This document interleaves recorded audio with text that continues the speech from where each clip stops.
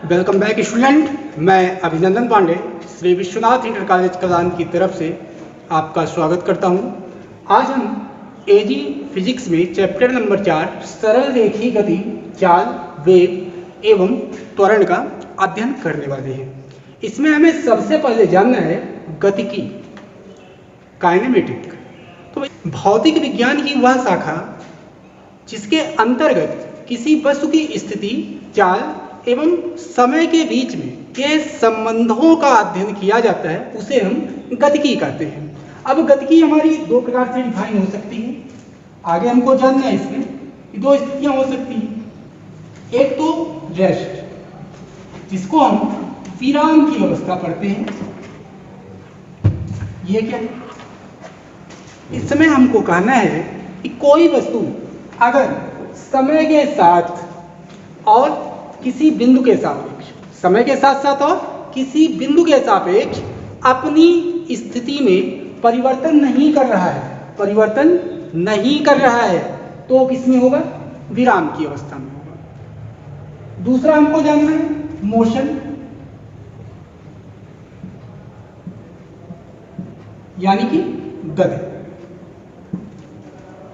इसमें आपको कहना है कि जब कोई वस्तु समय के साथ और किसी वस्तु के सापेक्ष अभी आगे हम आपको और अच्छे से क्लियर कर रहे हैं। जब कोई वस्तु समय के साथ साथ किसी वस्तु के सापेक्ष अपनी स्थिति में परिवर्तन करता हो, तो उसकी अवस्था किसकी होगी?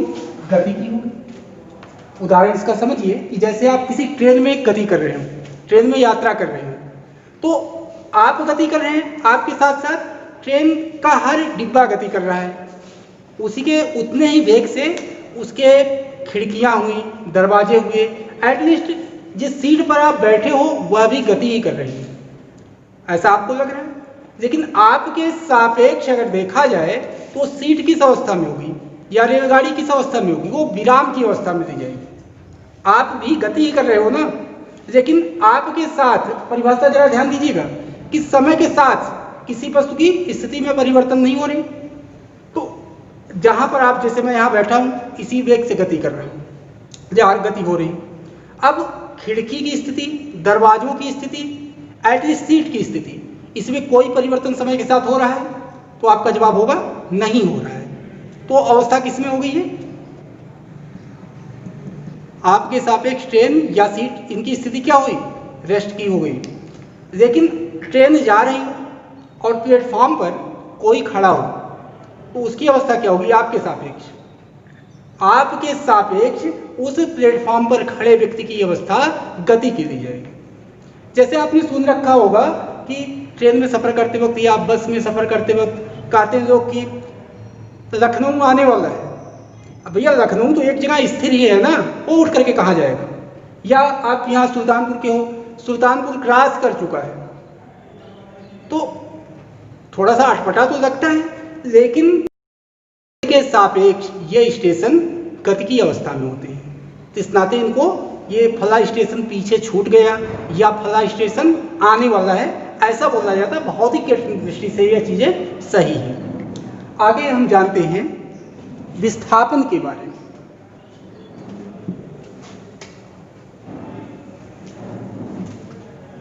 सापेक्षवाद का मतलब ये जानो कि जैसे कोई हेलीकॉप्टर है, आकाश में उड़ रहा है, तो जितना छोटा सा आपको दिखता है उतना छोटा वास्तव में होता है? तो आपका जवाब होगा नहीं।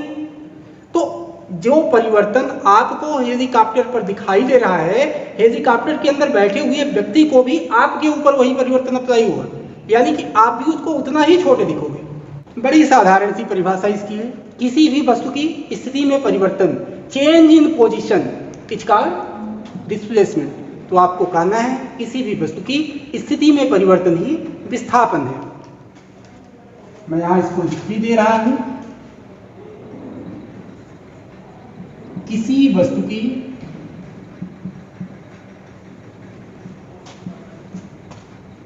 स्थिति में परिवर्तन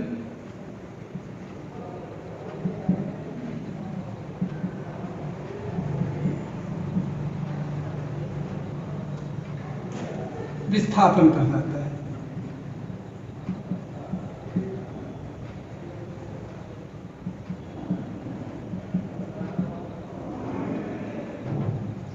इज इन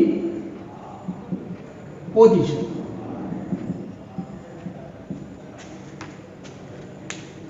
आगे हम जानते हैं कि दूरी और विस्थापन में अंतर क्या है।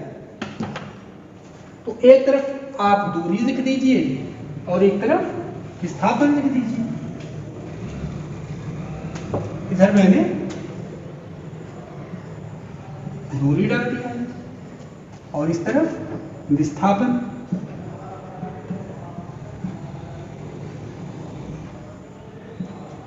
पहला अंतर तो परिभाषा का अंतर हो जाएगा। परिभाषा भी आपने क्या दिया है, दूरी की परिभाषा आप जानते हो।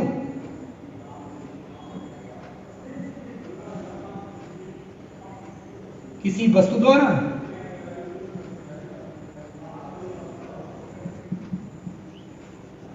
या कण द्वारा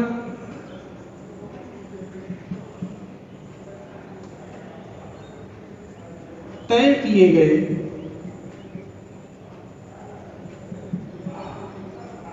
पथ की लंबाई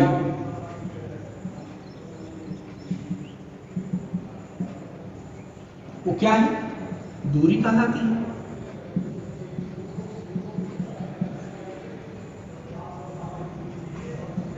सेम इसी प्रकार आप विस्थापन के अंदर आपको इसके भी परिभाषा दे दीजिए कि किसी वस्तु की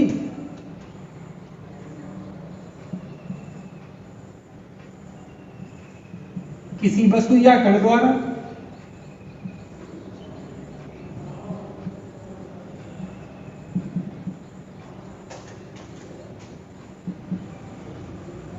तय किए गए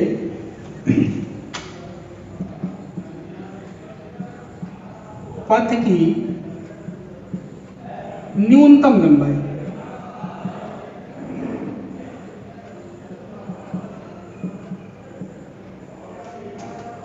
विस्थापन कहलाती है।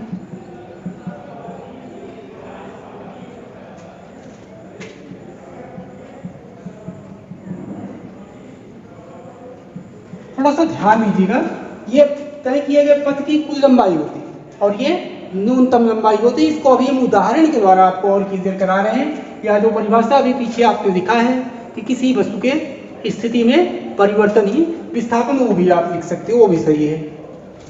दूसरा अंतर आप क्या दोगे, दूसरा अंतर भैया बनेगा कि विस्थापन न्यूनतम लंबाई कर रहे हो या स्थिति में परिवर्तन कर रहे हो, यानी कि इसके पास दिशा होगी। परिमाण तो होगा ही लेकिन उसके साथ साथ दिशा भी होगी, और दिशा होने के कारण एक ऐसी राशि बन जाएगी, यह एक सदिश राशि है।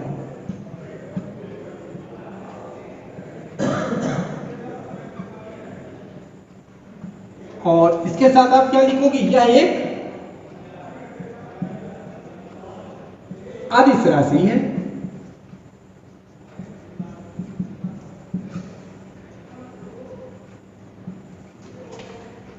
ये अंतर मुझे लग रहा है क्लियर हो गया होगा। अगर नहीं हो रहा है तो हम आइए इसको और अच्छे से समझते हैं आगे।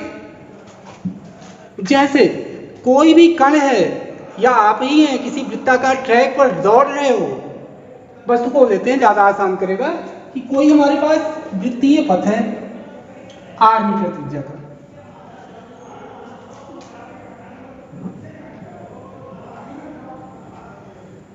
फिजिक्स में एक बड़ी आसान चीज होती है, बड़े मजेदार चीज होती है कि कुछ भी आप मान सकते हो। मान लीजिए एक वृत्त है जिसकी त्रिज्या कितनी है, r मीटर। अच्छा, कोई भी वस्तु इस पॉइंट से, इस पॉइंट का नाम मैंने ए दे दिया, यहां से अपनी गति ये वस्तु आरंभ कर रहा है और बिल्कुल यहां पर आकर के पॉइंट बी पर रुक जा। अगर मैं पूछूं आपसे कि अब ये वस्तु, इस वस्तु के द्वारा तय की गई दूरी कितनी है और इसका विस्थापन कितना है, तो आपका उत्तर क्या होगा? सर यहां से यहां तक की दूरी तय किए गए मार्ग की लंबाई, यहां से यहां तक क्या बन रहा है, एक अर्धवृत्त है। इस अर्धवृत्त की परिधि ही तो इसके द्वारा तय की गई दूरी है। आप लिखिएगा दूरी बराबर इस अर्धवृत्त की परिधि अच्छा भैया, अर्धवृत्त की परिधि यानी वृत्त की परिधि आपको जानना पड़ेगा। वृत्त की परिधि कितनी होती है अगर अर्ध त्रिज्या है तो 2 पाई है। सही हूं मैं? आधा है तो आधा को आप आधा लिख दीजिए, और परिधि है इसका वृत्त की, तो वृत्त की परिधि 2 पाई आर होती है। 2 से 2 कट जाएगा, ये दूरी कितनी आ गई इसकी? पाई आर मीटर की दूरी आ गई। लेकिन अगर अब मैं पूछूं आपसे कि इसका विस्थापन आप बताइए मुझे, तो फिर से आप कहीं 2 पाई आर ना निकाल दो। मैंने क्या कहा? न्यूनतम दूरी ना। तो यहां से इस पॉइंट से यहां आप इस तरीके से जा सकते हो, दूसरा यहां से यहां जा रहे हो, एक यहां से सीधे यहां भी तो आ सकते हो, और यहां से यहां जैसे आता है, यही टोटल डिस्टेंस ही इसका क्या हो गया? विस्थापन। ये कैसे हम निकालें? भैया इतनी अगर आर मीटर त्रिज्या का वृत्त है, अगर इतना रेडियस आर इसका है, तो ये दूरी भी तो आर होगी। इस आर में इस आर को जोड़ दो, आप लिखिएगा आर धन आर बराबर 2r। ये इसके द्वारा तय किया गया विस्थापन है, और ये इसके द्वारा तय किया गया दूरी। ऐसे से आपको प्रश्न दिए जाते हैं जो परीक्षा में, वो पूछ लिया कि कोई व्यक्ति 3 किलोमीटर पूरब की तरफ जा रहा है, पूरब से जाने के बाद 4 किलोमीटर उत्तर गया, तब बताइए प्रारंभिक बिंदु से उसने कितनी दूरी तय किया गया और उसका विस्थापन क्या है। तो जैसे जैसे कह रहा हो प्रश्न वैसे आप लिखते जाइए। क्या कह रहा है कि एक व्यक्ति कितने मीटर पूरब जा रहा है? 3 किलोमीटर पूरब। तो आप मान लीजिए पूरब, अच्छा ये बड़ा लोचा रहता है सब मानने का, तो आप ऐसे क्रॉस बनाते हो और नक्शे में ऊपर की तरफ उत्तर होता है, नीचे की तरफ क्या हो जाएगा? दक्षिण, और इस हाथ की तरफ तक पूरब और इस हाथ की तरफ पश्चिम। अब दिक्कत नहीं कोई। कह रहा है कि एक व्यक्ति कितना 3 किलोमीटर पूरब की तरफ जा रहा है, तो आप 3 किलोमीटर पूरब ऐसे खींच दीजिए, ये हो गया पूरब। ये स्टार्टिंग पॉइंट है, इसको आप ए मान लीजिए। यहां से कहां जा रहा है? 4 किलोमीटर उत्तर गया है, तो उत्तर देखो ऊपर की तरफ बनेगा। यहां से आप 4 किलोमीटर बना दिए, किधर हो गया? उत्तर। ये कोई पॉइंट यहां बी था, इसको आप सी मानिए। अब पूछ रहा है कि प्रारंभिक बिंदु से कितना दूर है, तो दूरी तय किए गए पथ की लंबाई पहले 3 चल रहा है, फिर कितना चल रहा है? 4 चल रहा है। तो आप यहां सीधे लिखिएगा दूरी बराबर 3 धन 4। 3 धन 4 बराबर कितना आ गया? 7 किलोमीटर है, तो किलोमीटर। लेकिन अगर विस्थापन पूछे तो ये गलती से आप 3 और 4 साथ में लिख देना। यहां से अब देखो सीधे आप एक इससे पॉइंट की दूरी, ये तो आप निकाल सकते हो ना, ये है 90 मान लेना। अब कक्षा 10 में आप पढ़ रखे हो, ये कैसा त्रिभुज है? समकोण। और समकोण त्रिभुज के लिए पाइथागोरस लगाओ तो क्या बनेगा? AC इसका क्या बन गया? कर्ण, AB इसका आधार और BC इसका लंब। पाइथागोरस से पाइथागोरस प्रमेय, PTG इसको भी साइड में लिखते हैं, तो आप लिखिएगा AC square is equal AB का square plus BC square, that gives AC square is equal 3 square plus 4 square, that gives 9 plus 16, that is 25 AC square. अगर AC स्क्वायर 25 आ गया तो AC बराबर तो आप निकाल ही दोगे ना, आसान तेज बच्चे हो, आप निकाल दोगे। ये अंडर रूट 25 यानी कि AC बराबर 5 क्या किलोमीटर। ये इसका क्या आया? विस्थापन आ गया, और ये इसका क्या आया था? दूरी आई थी। तो भैया ये अंतर होता दोनों में, और इनको अगर परीक्षा में आता है आप निकालिएगा। कल के टॉपिक में हमको त्वरण पढ़ना है, और उससे भी पहले हमको वेग और चाल के बारे में जानना है, उनको हम पढ़ेंगे। इस पर आधारित कुछ प्रश्न आपको दिए जा रहे हैं, उनको आप करिएगा। Thank you.